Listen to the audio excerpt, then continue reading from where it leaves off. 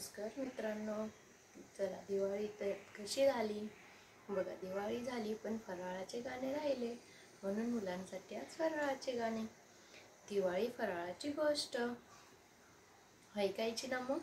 दिवाळी फराळाची गोष्ट बघा. तुमच्याकडे पण असा फराळ तयार झाला असेल बघा, किती छान दिसतोय.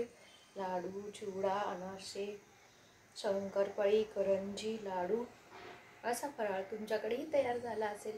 चला मग दिवाळी फराळाची गोष्ट ऐकूया.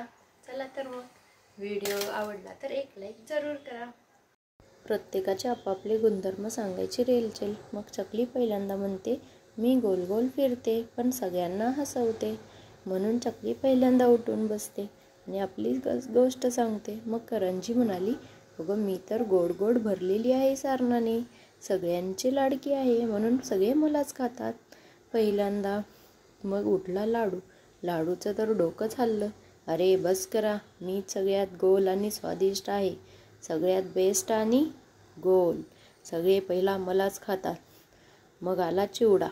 चिवडा तर म्हणाला, अरे मी थोडा खुसखुशीत आहे पण माझ्याशिवाय तर फराळ अपूर्ण आहे, मला तर घेतल्याशिवाय कोणी फराळ कंप्लीट करतच नाही.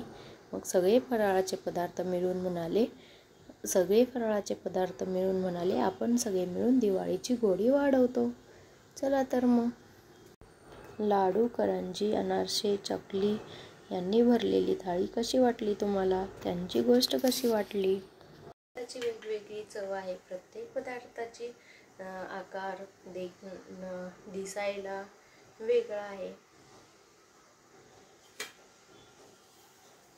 तुम्हाला काय काय आवडतं फराळाच्या थाळीमधलं नक्की कमेंट करून सांगा. मला तर चिवडा आणि चकलीच आवडते.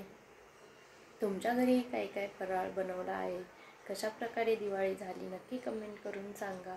मुलांसोबतची दिवाळी तुम्ही किती एन्जॉय केली किंवा कशी एन्जॉय केली नक्की सांगा. बघा, वेगवेगळ्या पदार्थाची चव वेगवेगळी आहे. लाडू गोड आहे, त्यात करंजी पण गोड आहे पण ती सारणाने भरलेली, त्याच्यामध्ये खोबरं, रव्याचे सारण, त्यामुळे ती खमंग लागते. चकली तर खूपच मस्त कुरकुरीत आणि खमंग तळलेली असते. शंकरपाळी तर बिस्किटासारखीच लागते. पण सगळ्यांना चिवडा आवडतो. चिवड्यामध्ये सगळं मिक्स असतं. त्या नाव पण बघा चिवड्याचं कसं आहे. चिवडा तो तर चिवडल्याशिवाय होतच नाही, म्हणून त्याचं नाव चिवडा. सगळे पदार्थ खूप मस्त आणि प्रत्येकाला आवडण्यासारखे आहे. प्रत्येकाची चव वेगळी आहे. आवडली का गोष्ट? दिवाळी फराळाची गोष्ट आवडली का नक्की कमेंट करून सांगा.